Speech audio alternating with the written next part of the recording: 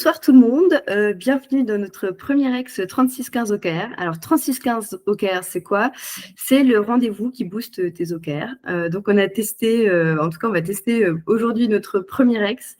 Donc on accueille Joanne Dufour et Joanne Borelva de Kiabi. Salut, ça va? Salut tout le monde. Salut. Du coup, aujourd'hui, notre Rex va se porter sur 2 ans d'expérimentation d'une équipe de coachs agiles. Donc, on va pouvoir faire le petit parallèle entre agilité et OKR, pourquoi pas. Et je vous laisse du coup la main, Joanne et Joanne. Ok, merci Jeanne, merci à tout le monde et bienvenue. Déjà, on est super content d'avoir été invité. Je pense que c'est partagé. Ça nous fait super plaisir d'être là sur 3615 OKR. Et ouais, on va peut-être dire qui nous sommes. Déjà, premier truc, c'est Johan peut cacher un autre. Je pense que ça, c'est notre bague infinie. C'est clair. Bon, je te laisse te présenter, Johan. Oui, donc moi, voilà, Johan Borelva, je suis chez Kaby maintenant depuis plus de 5 ans, en accompagnement d'un ensemble d'équipes. J'ai un background de product management. J'ai eu l'occasion d'évoluer aussi bien en France comme à l'étranger, dans des grandes comme des petites entreprises. Voilà, je fonctionne avec Kitech aujourd'hui. Et puis là, depuis tout récemment, on a mis en place une initiative autour de l'expérience client qui s'appelle Wizard CX. J'aurai l'occasion de vous en parler si vous souhaitez en savoir plus. C'est comment tu nous fais une petite promotion, c'est pas mal. Voilà. Ok, et moi je m'appelle aussi Johan Dufour, je suis coach agile chez Equité, qui est une boîte d'experts tech et agile. Je suis aussi cofondateur de My Lovely Jobs, qui est une structure qui facilite le recrutement d'experts dans des boîtes cool. Et je suis également organisateur de l'agile depuis 2 ans déjà. Et éminent membre de Nord Agile, en fait, l'association qui fait la promotion des pratiques agiles dans les Hauts-de-France. Aujourd'hui, on va parler d'OKR, mais avant, on pensait que c'était important de parler de qui nous sommes en tant que collectif de coach agile chez Kiabi et coach agile. On a un état d'esprit qu'on a martelé, en fait, c'est un credo, c'est presque une catchline en vrai, qui est l'agilité n'est pas une fin en soi, mais plus un ensemble de moyens au service des objectifs de chaque équipe. Moi, ça fait presque 3 ans que j'accompagne, Joanne, 4 ans, si je dis pas de bêtises. Voilà. C'est quelque chose qui nous rassemble. On se considère comme coach agnostique, donc c'est-à-dire qu'on défend les valeurs, on défend les principes, on est convaincu de tout ça. Sur les frameworks, on va plutôt se dire, il y a des choses qui sont intéressantes, d'autres un peu moins.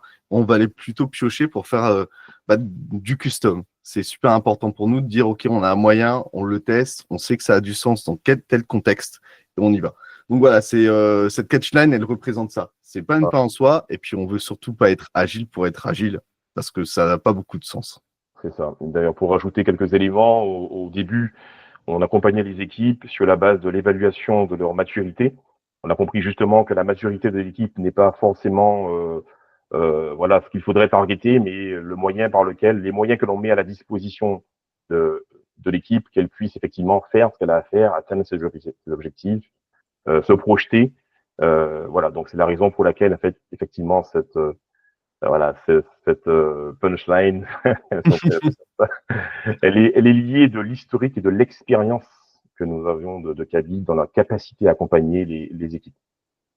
Yes. Et en fait, pour lier ces enjeux à quelque chose, ces moyens à quelque chose, on a des enjeux en fait au sein de la DSI 2020, donc ça a été posé c'était avant 2020 en réalité. Et ces enjeux, ils sont extrêmement génériques. En fait, notre volonté, c'est d'accompagner tout le monde vers la construction de choses avec les métiers, de prioriser par la valeur, de livrer fréquemment à l'utilisateur, de gagner en autonomie, en polyvalence, s'améliorer en continu et accueillir et adapter le changement, et aussi de la communication, de la synchronisation, tout en gardant une excellence opérationnelle au niveau du run. Donc c'est super rigolo parce que en soi, c'est des choses qui sont assez génériques, mais si vous connaissez bien le manifeste agile, le cœur de l'agilité, ou en tout cas les grands principes, on retrouve toutes les notions d'amélioration, adaptation, polyvalence, autonomie. Bref, ça a été c'est toujours en fait notre guide. Et ça, c'est important de le préciser parce que ça aura un impact pour la suite. C'est vraiment le cœur de l'agilité Kaby, ce qu'on va présenter. On a mis en place tout un ensemble d'activités, voilà, qui tournent autour de l'implémentation de ces éléments-là. Donc, on a travaillé sur le comment implémenter ces éléments-là auprès des équipes. Et c'est là où vous allez vous poser la question, mais les OKR, dans cette histoire, ça arrive quand? Ça arrive maintenant, en vrai. Voilà, donc effectivement, on s'est posé beaucoup de questions. Ce collectif, il a beaucoup évolué au cours des années. Alors, au début avec Julien Rouanet, qui est le principal fondateur de la Guilde Agile Kaby. On parle de Guilde Agile chez Kaby pour nommer le collectif des coachs agiles. Et c'est vrai qu'au début, donc on a mis en place un ensemble de dispositifs pour justement construire l'agilité Kaby centrée sur la DSI. C'est une initiative effectivement de la DSI qui a été mise en place et on a dû rallier pour faire sens, par exemple, quand on parle de product owner, c'était la direction, en tout cas à l'époque, qui avait été prise, était de pouvoir effectivement fonctionner avec les métiers et pour former effectivement des équipes agiles, des squads effectivement que l'on accompagne aujourd'hui. Donc aujourd'hui, on a élargi notre champ d'action dans notre capacité à accompagner les équipes, pas forcément de la DSI, mais également des métiers, de pouvoir faire corps avec le web qui avait déjà un pied dans l'agilité et puis de savoir un peu comment on allait augmenter notre volume d'accompagnement en gardant notre capacitif d'accompagnement. Donc finalement, on composait avec un ensemble de variables qui reposait sur un certain nombre d'incertitudes. On entrait dans un champ exploratoire dans lequel on n'avait pas forcément de guidelines sur comment y aller.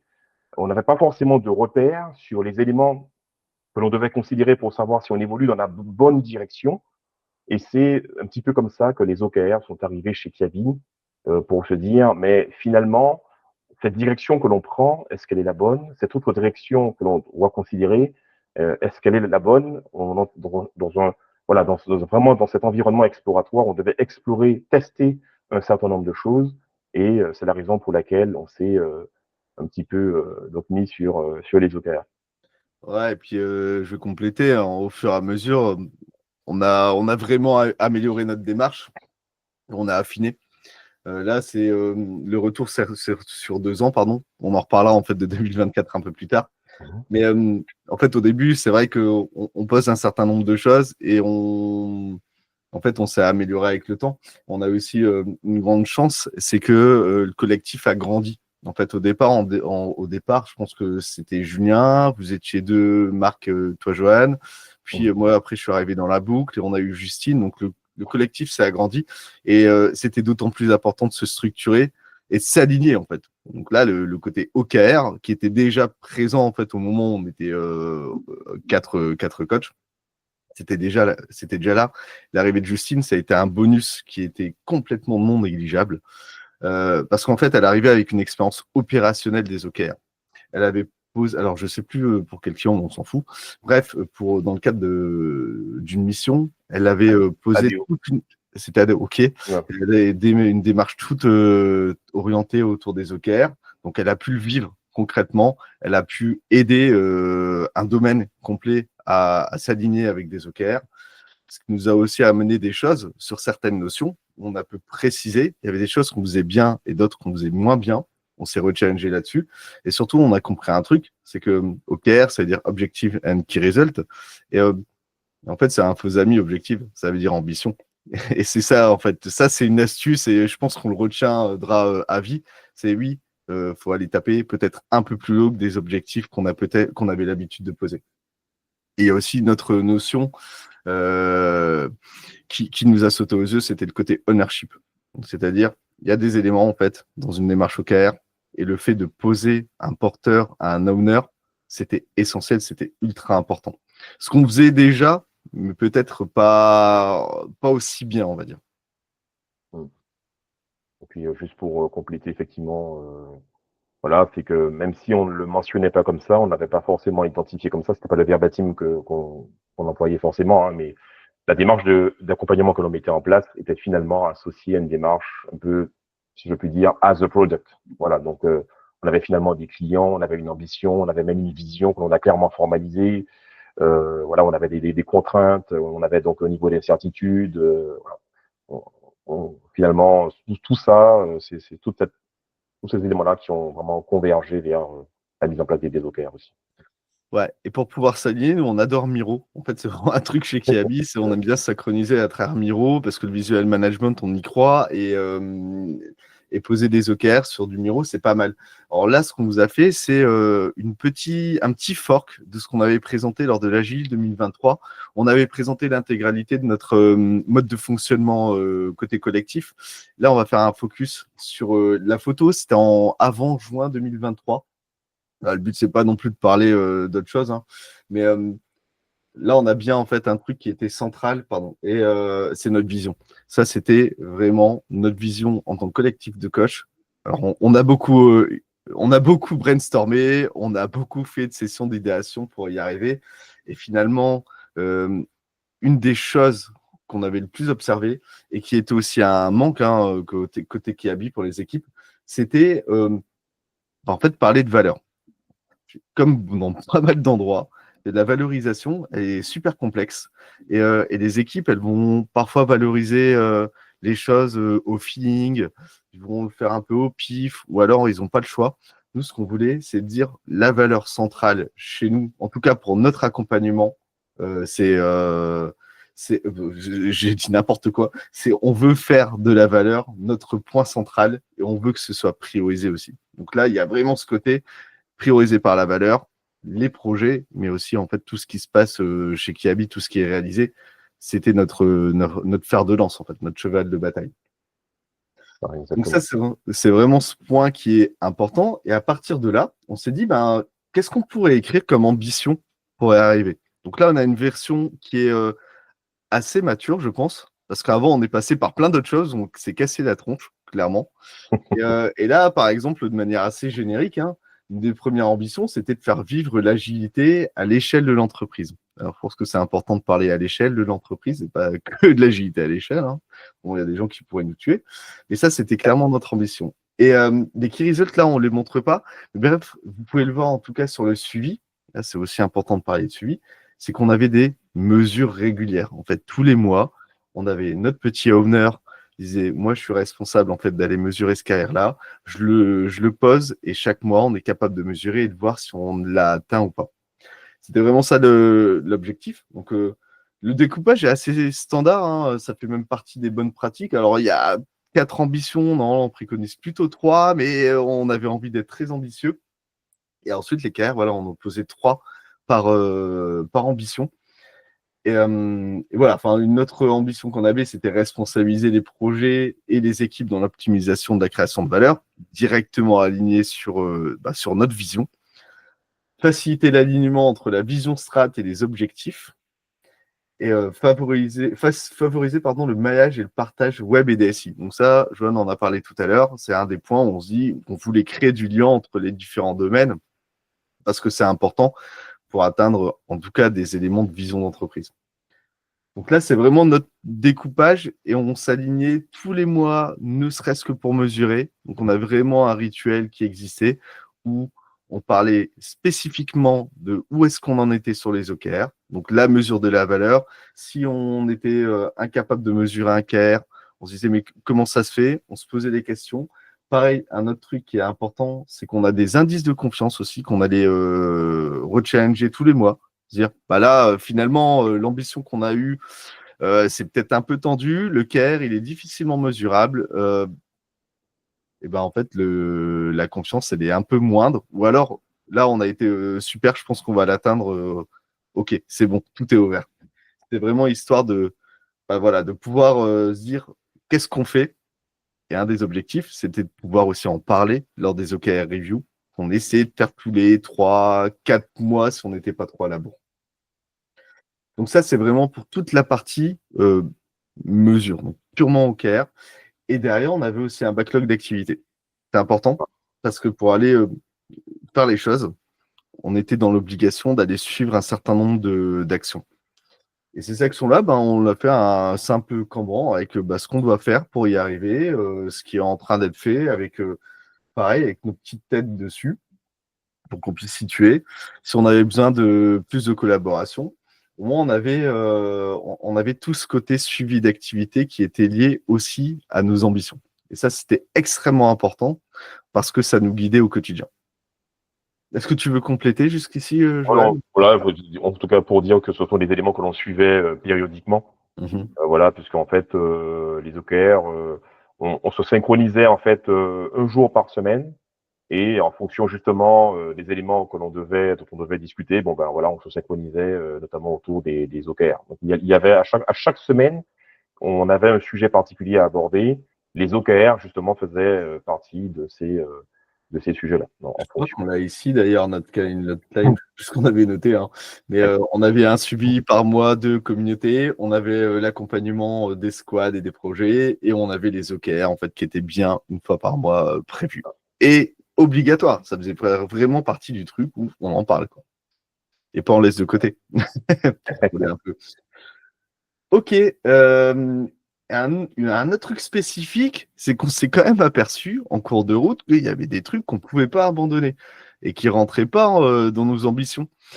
Typiquement, j'ai un exemple qui me vient en tête tout de suite, c'est on faisait aussi des vidéos pour parler justement de la culture agile chez Kiabi.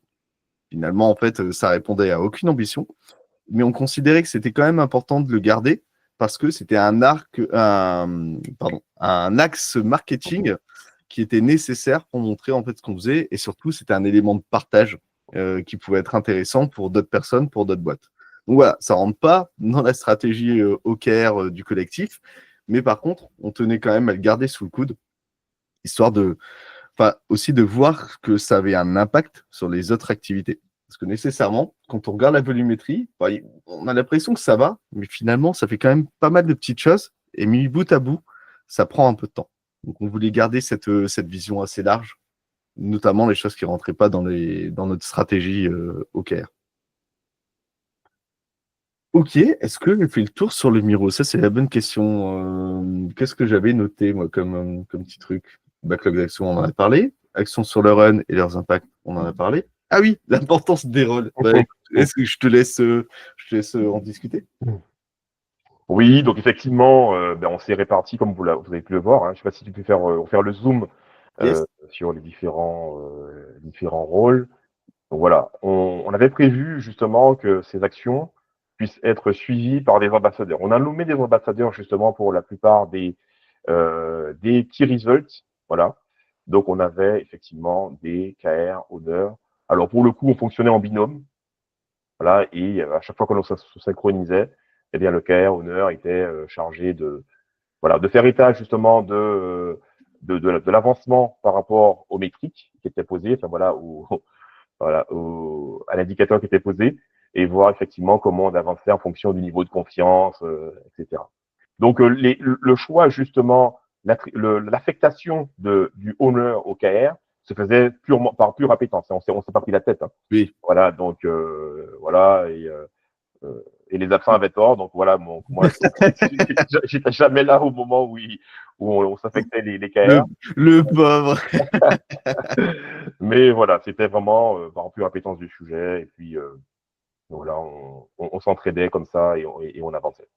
Ouais, et t'as tout dit, hein, c'est vraiment le côté appétence. Et il y a un autre truc aussi qui est important, ce qu'il faut savoir, c'est que les coachs ne sont pas à 100%. Ce qui fait que, alors la répartition, elle est un peu bizarre, mais la moyenne, c'est entre 60 et 80%. Ce qui fait que le fait d'avoir des binômes, c'est aussi assurer à une continuité. Et après, oui, tu as raison, en fonction des spécialités de chacun, sur des trucs très orientés opérationnels, on savait qui était capable de le prendre parce qu'ils étaient déjà embarqués. Sur des choses qui étaient plutôt orientées stratégiques, typiquement, on avait Julien Rouanet aussi qui était interne. En fait, c'était le seul interne, ça c'est important de le préciser. Ce qui fait que pour l'aspect stratégie d'entreprise, c'était quand même mieux d'avoir quelqu'un qui était en interne pour pouvoir guider et surtout aller challenger le collectif et créer le lien. Voilà, il y a une vraie réflexion sur le côté owner.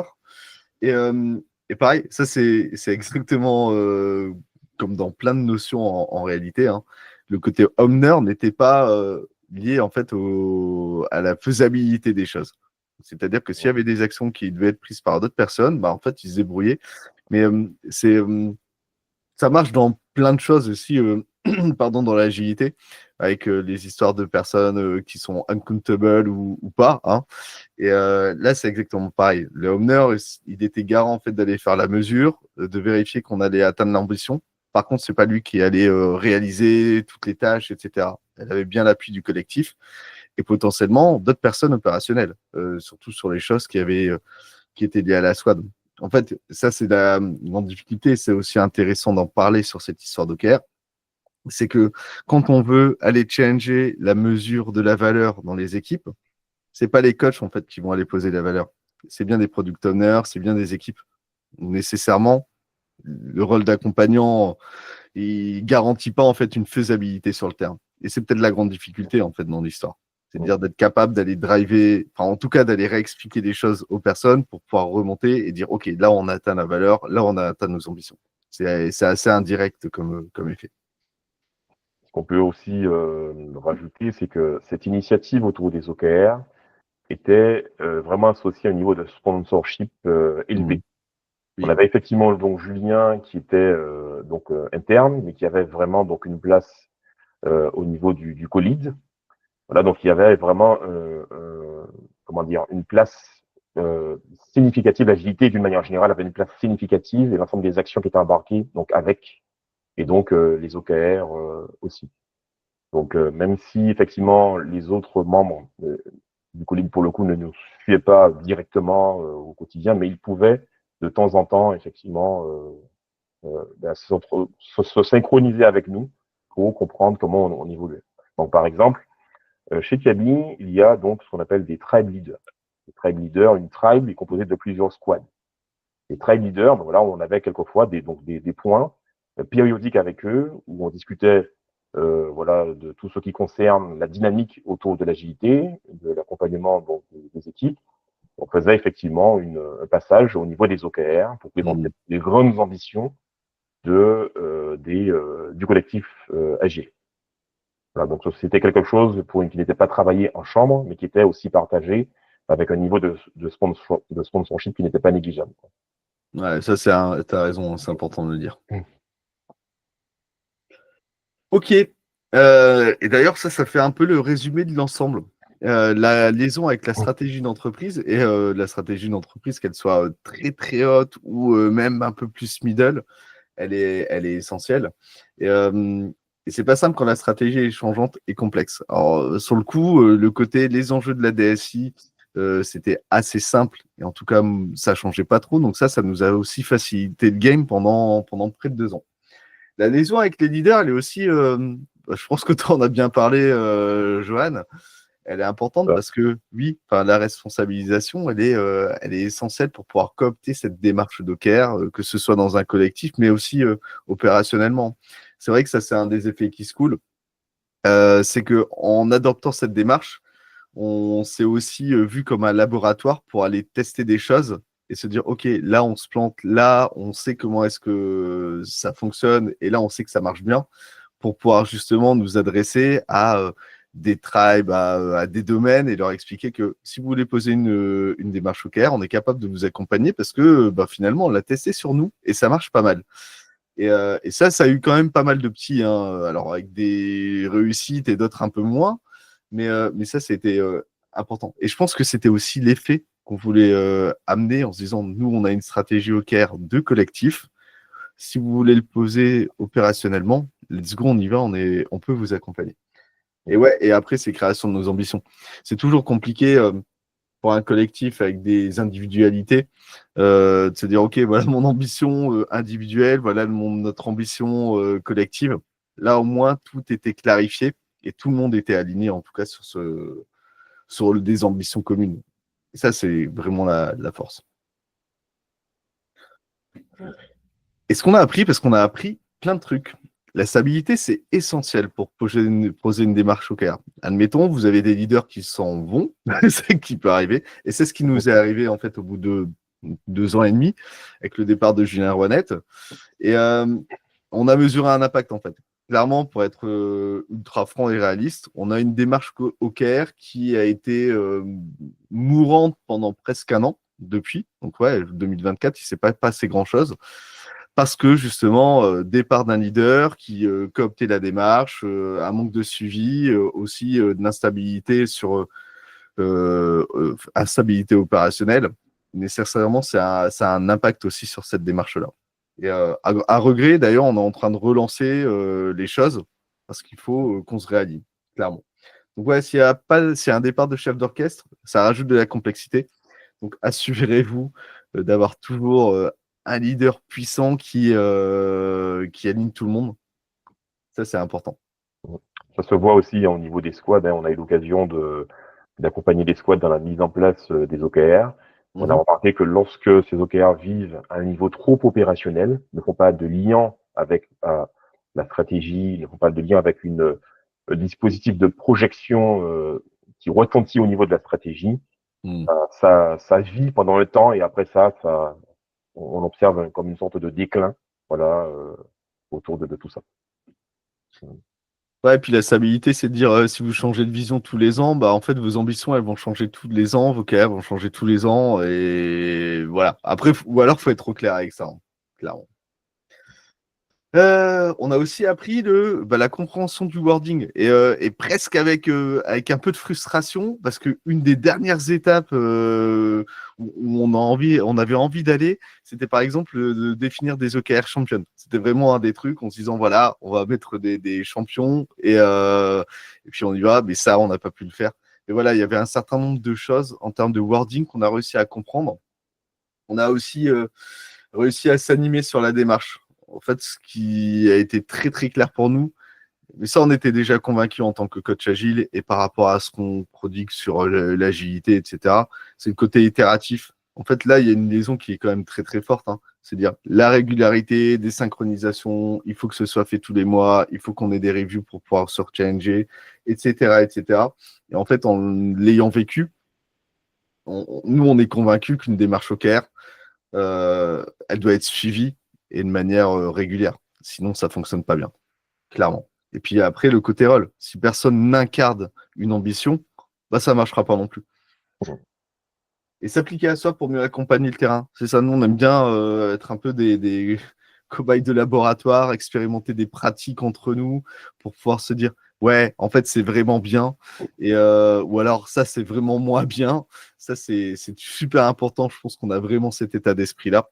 Et sur le coup, sur cette démarche OKR, moi, je suis intimement convaincu et je pense que tout le collectif a été convaincu par l'intérêt de poser des OKR pour aligner tout le monde.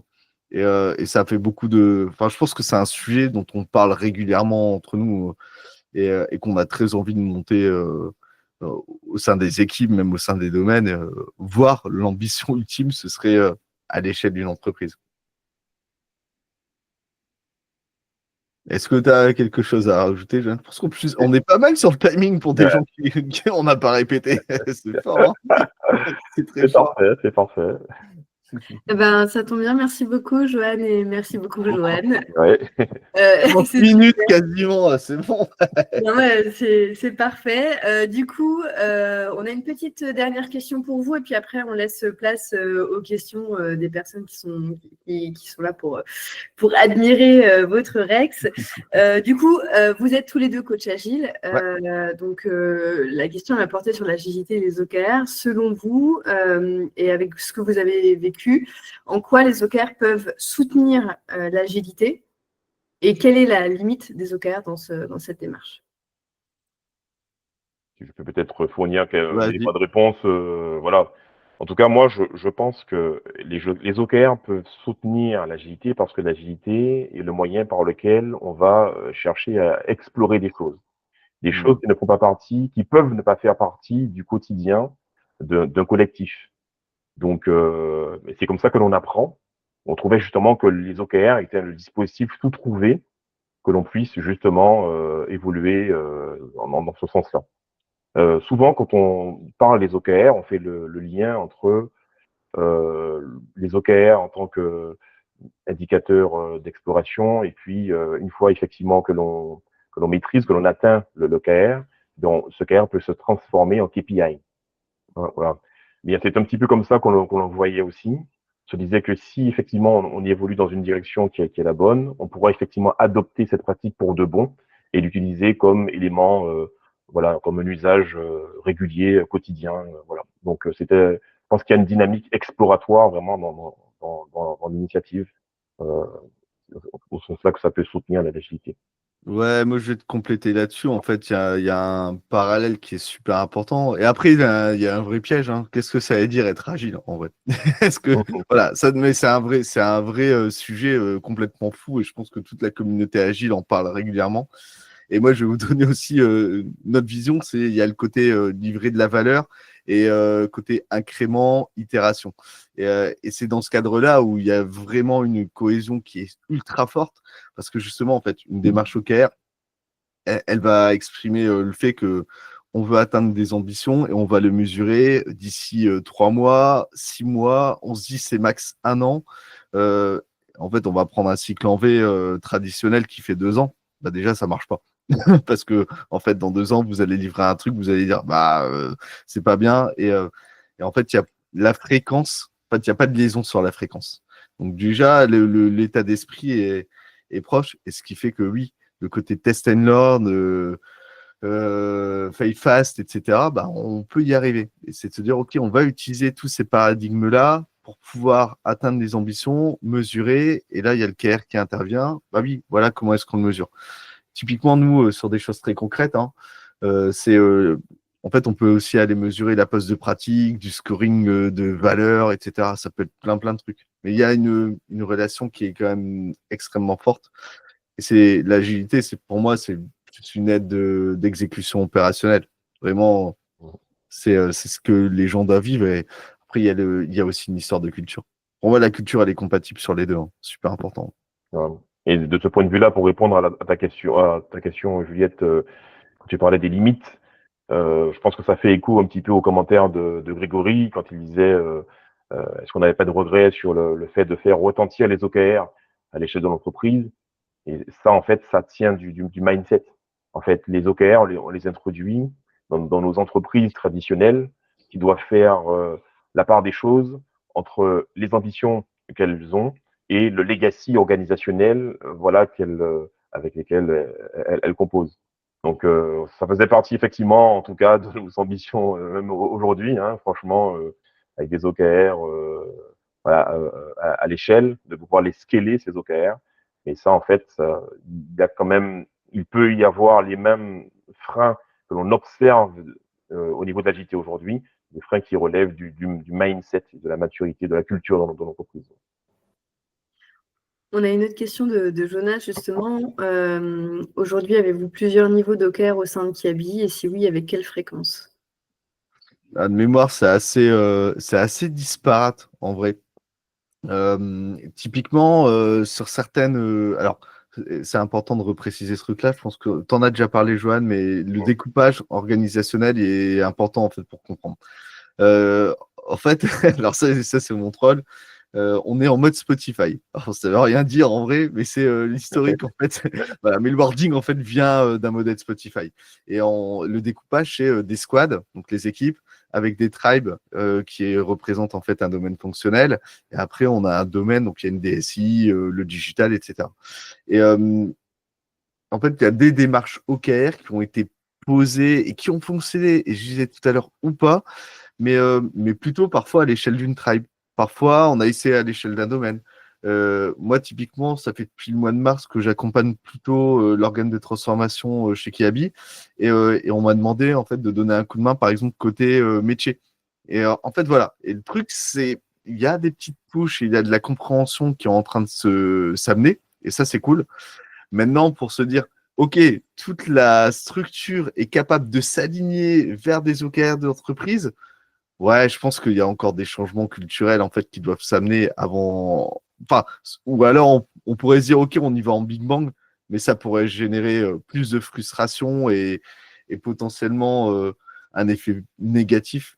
Donc là, voilà, en fait, on expérimente sur ouais, on a tel domaine, on sent qu'en fait ils sont matures, ils sont prêts à y aller, on y va, et au fur et à mesure on regarde et voilà, c'est de l'observation. Mais on y va de manière assez douce. Après, ça ressemble beaucoup à notre collectif, hein.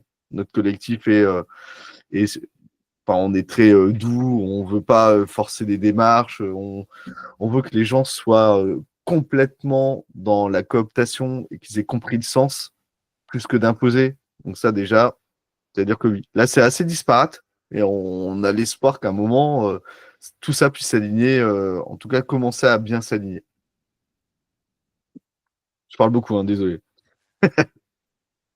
Du coup, ça fait un petit peu écho à la prochaine question de Arnaud. Avez-vous eu affaire à des équipes qui ne voyaient pas l'intérêt de la définition des OKR tactiques et comment avez-vous eu leur adhésion, si vous l'avez obtenue?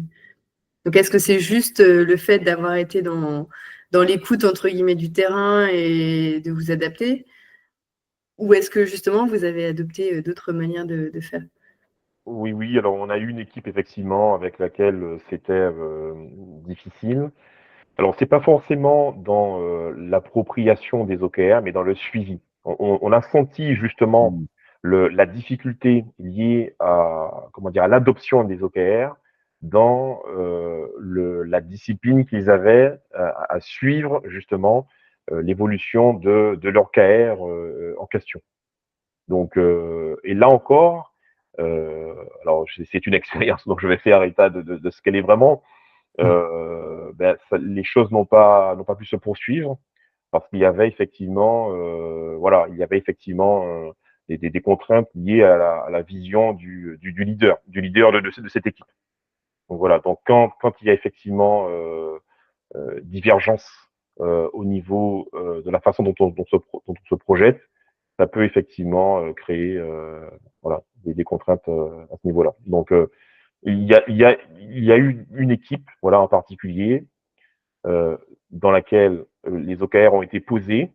Il y a eu un accompagnement à ce niveau-là et malgré tout les choses n'ont pas pu se poursuivre à cause de considérations liées à des visions et une projection sur les OKR. Ouais, c'est pour ça qu'on parle aussi de regret de ne pas avoir poussé un peu plus loin le côté OKR championne, parce que ça, c'est pas que ça aurait réglé les choses, mais en tout cas, ça aurait pu améliorer. Et ça, ouais, des observations de ce type-là, tu vois, pour revenir sur ta question, ouais, en fait, les gens, ils voient l'intérêt, ils se disent, OK, ça a du sens au moins par rapport à des objectifs, les ambitions, tout ça, ils arrivent à… En tout cas, souvent, ils sont motivés.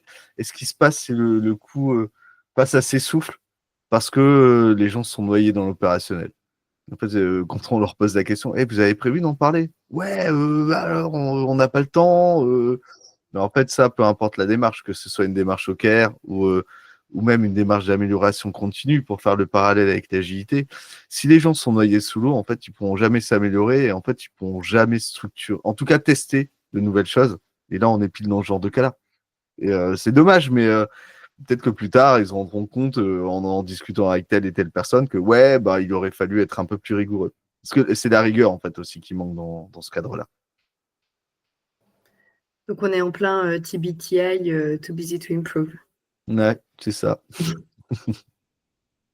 Donc, Arnaud qui conclut, pas de démarche possible sans adhésion au final. Ouais, c'est compliqué.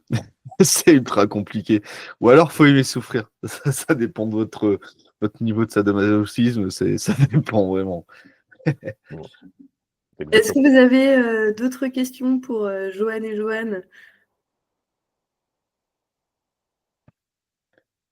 Alors, je vois des questions. Je vais les relire. Avez-vous déjà vécu du pilotage de l'activité?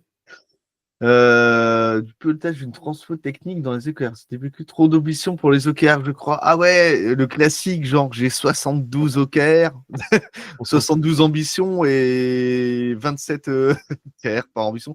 Alors moi, je l'ai jamais. On a eu la chance de jamais l'avoir vécu, je pense. Tu pourras me dire, hein, Johan. Et globalement, on est aussi convaincu que justement la limite à 3, etc., ce qui fait bien partie des précaux en fait d'une démarche OKR, ça on essaye de les respecter. Et même quand nous on a posé 4, on s'est dit 4 c'est chaud, mais ça va, c'est pas 27. Mais oui, après on en a parlé, on en a entendu parler de ces légendes urbaines ou pas trop, d'avoir posé trop d'OKR, mais finalement le résultat c'est juste que ça fonctionne pas, donc tant pis. Mais ça quand même c'est assez symptomatique, hein. C'est-à-dire peut se poser la question des ambitions. C'est quoi la vision de ton entreprise déjà? C'est quoi ses grandes ambitions? Si ton entreprise en a 27, peut-être qu'en fait, il y a un problème en fait de clarté. Mais c'est pas simple en tout cas à amener. C'est vrai. Et puis aussi, voilà, je pense qu'on peut se laisser du temps pour, comment dire, apprivoiser les OKR, ne pas se fixer des objectifs trop importants. Voilà, j'ai eu l'occasion de suivre une formation avec Laurent Morisseau sur les OKR. Il nous parlait effectivement des OKR qui sont très ambitieux. Il a parlé, j'ai bien aimé cette expression, le rooftop et le moontop. Voilà, pour dire que et les OKR qui sont vraiment très ambitieux. Il faut, voilà, ce sont des OKR d'apprentissage. Il faut savoir effectivement pourquoi on les pose. Si effectivement il y a comme une ambition de pouvoir rendre des choses opérationnelles pour l'entreprise, peut-être, voilà, revoir à la baisse l'ambition des OKR. On peut jouer effectivement sur le niveau d'ambition des OKR lorsqu'on y pose aussi, pour ne pas que ce soit trop déceptif pour l'équipe à la fin qui nous suit. Moi, je crois aussi fondamentalement que c'est une histoire de culture d'entreprise. La culture d'entreprise, elle a un impact tellement fort. Et en fait, au-delà de parler des OKR, des histoires comme ça, j'en ai pléthore. Et c'est un de mes potes qui m'avait raconté ça. Il me dit, ouais, ma boîte, en fait, c'est la galère. On est en train de faire plein de trucs, trop de trucs. Je fais, ouais, qu'est-ce qui se passe? On veut s'adresser à tel marché. Et en fait, on n'a pas les moyens opérationnels pour le faire. Mais on y va quand même. Et en fait, c'est pareil. Donc là, en fait, même sans être traduit en OKR, c'est que les ambitions, elles sont démesurées. Et en fait, votre mesure d'impact à ce moment-là, enfin, poser des OKR, ça aurait pu peut-être se dire, non, mais là, les gars, vous délirez. En fait, vous pouvez pas suivre vos OKR, vous pouvez pas suivre vos ambitions. Opérationnellement, vous voyez en fait que ça capote. Et ouais, ça aurait pu avoir le mérite de clarifier les choses. Maintenant, c'est quand même il y a la culture d'entreprise. Si la culture d'entreprise, elle est être dans trop l'ambition et au détriment de l'opérationnel, la démarche OKR, elle pourrait aider, mais il y a aussi ce travail en fait d'accompagnement et d'aider à faire comprendre aux leaders et aux chefs d'entreprise en fait que ouais, de temps en temps il faut être réaliste et puis c'est mieux d'atteindre une ambition ou deux plutôt qu'atteindre zéro et de faire banqueroute, hein, parce que ce serait quand même dommage de virer toutes ces personnes. Bah, écoutez, Mais ouais, c'est dur. merci beaucoup pour votre Rex, il est 18h59. Bah, super, c'est trop bien. On n'aurait pas pu faire mieux. Merci vraiment pour votre participation sur ce premier 36 expérience. Ah, ok, c'est trop bien.